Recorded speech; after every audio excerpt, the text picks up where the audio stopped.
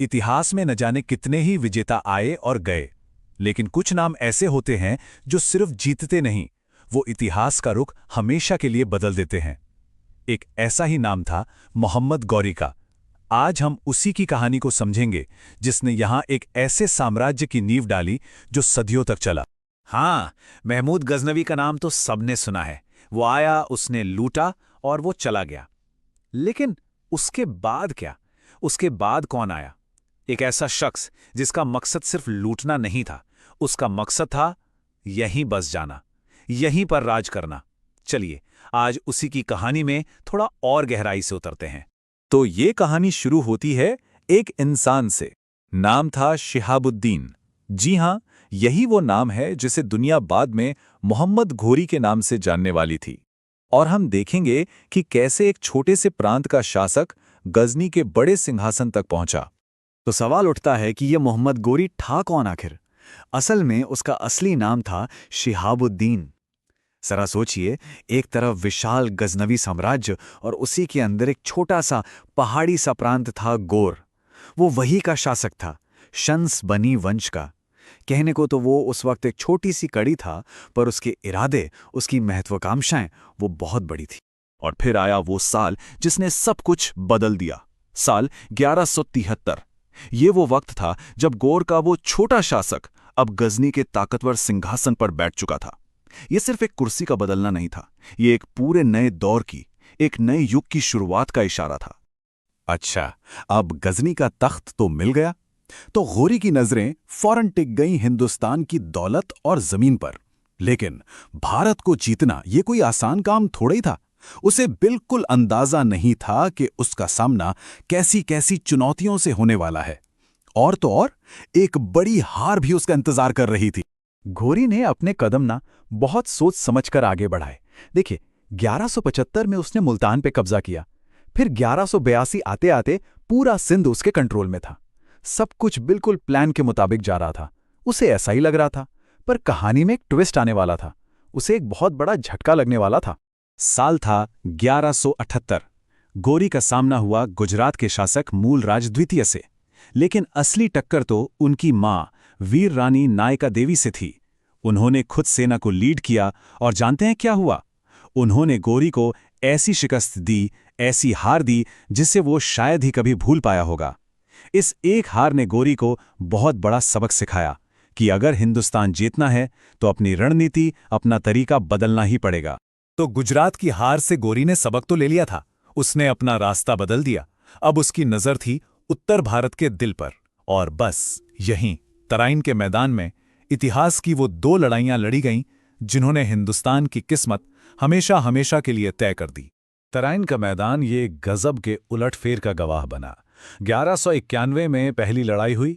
पृथ्वीराज चौहान के सामने मोहम्मद गौरी की एक न चली और वो बुरी तरह हार गया। लेकिन गौरी हार मानकर बैठने वालों में से नहीं था। वो वापस गया, पूरी तैयारी के साथ लौटा और ठीक एक साल बाद 1192 में उसी मैदान में, उसी दुश्मन के सामने उसने पूरा खेल ही पलट दिया। इस बार जीत मोहम्मद गौरी की। और ये सिर्फ एक लड़ाई में मिली जीत नहीं थी। नहीं, ये तो इतिहास के एक बिल्कुल नए चैप्टर की शुरुआत थी। तराइन की इस दूसरी जीत ने भारत में तुर्क शासन के लिए दरवाजे पूरी तरह खोल दिए। एक ऐसा शासन जो आने वाली कई सदियों तक चलने वाला था। ये एक, कह सकते हैं, एक टर्निंग पॉइंट था। तराइन की जीत के बाद तो जैसे गोरी की भूख और बढ़ गई। वो सिर्फ एक विजेता, एक कॉन्करर बनकर नहीं रहना चाहता था। नहीं, वो एक एम्पायर बिल्डर, एक साम्राज्य निर्माता बनना चाहता था। तो अब उसका अगला कदम क्या था? अपनी जीती हुई जमीनों को एक परमानेंट साम्राज्य में बदलना। और उसने देर नहीं की।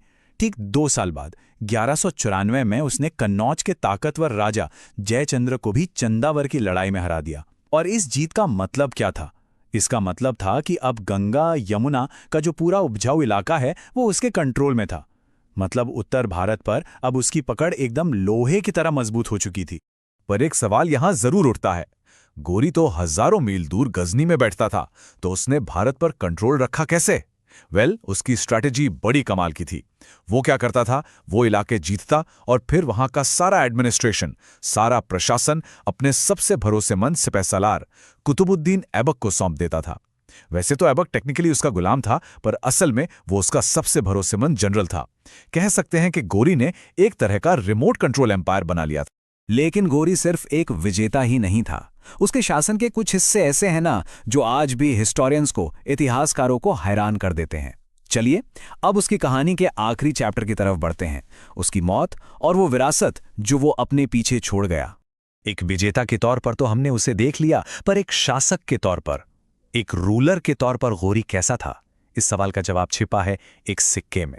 एक ऐसा सिक्का जो आज भी लोगों को चौंका देता है। यकीन करना थोड़ा मुश्किल है, लेकिन ये बिल्कुल सच है।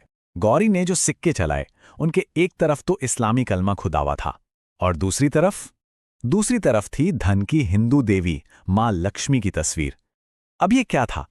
क्या ये वहां के लोगों को खुश करने के लिए एक पॉलिटिकल मूव था, या इसके पीछे कोई और वजह थी? ये एक ऐसी पहेली है जो हमें बताती है कि गौरी का शासन कितना कॉम्प्लेक्स था।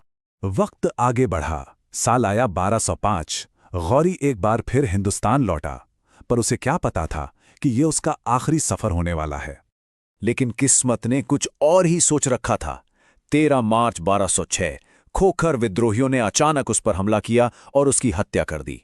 जरा सोचिए, जिस विजेता ने लगभग पूरे उत्तर भारत को अपने कदमों में झुका दिया था, उसका अंत इतना अचानक होगा, ये किसी ने भी नहीं सोचा था।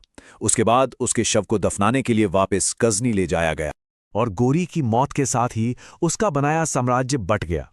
गजनी का जो तख्त था वो उसके एक और गुलाम ताजुद्दीन यल्दुज ने संभाल लिया। लेकिन हिंदुस्तान की कहानी वो अब एक बिल्कुल नया मोड़ लेने वाली थी। क्यों? क्योंकि यहां की बागडोर अब थी गोरी के भारतीय वाइसरॉय कुतुबुद्दीन ऐबक के हाथ में। और अब वो किसी का गुलाम नहीं था, वो एक आजाद शासक था।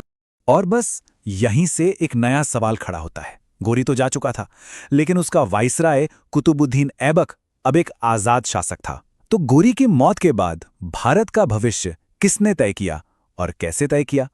ये वो कहानी है जो हमें सीधे दिल्ली सल्तनत की शुरुआत तक ले जाती है।